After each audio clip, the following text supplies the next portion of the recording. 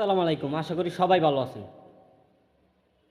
ছাইরা দেন ভাই, আমারে ছাইরা দেন, আমাকে পুলিশে দিয়েন না।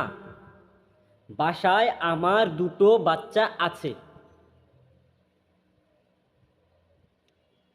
দুটো বাচ্চা আছে। দুইটি বাচ্চা বাসা রেখে স্বামী গিয়েছে অটো চালাতে, আর বউ গিয়েছে আবাসিক হোটেলে পরকীয়ার লিপ্ত হতে। পরকীয়ার লিপ্ত হতে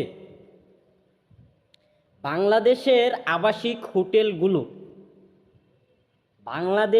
আবাসিক হোটেলগুলো সরকার কর্তৃপক্ষ কেন উঠিয়ে দেওয়া যাচ্ছে না? এরকম পরকীয়া লিপ্ত হওয়া লোকজনদেরকে কি করা উচিত? দুইটা স্বামী, দুইটা না, একটা স্বামী, দুটো বাচ্চা।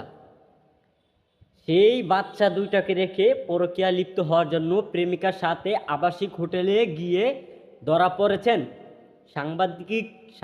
সাংবাদিককে বলতেছেন, আমাকে পুলিশে দিয়েন না। ধরা খাওয়ার পর পুলিশে দেবে না কেন?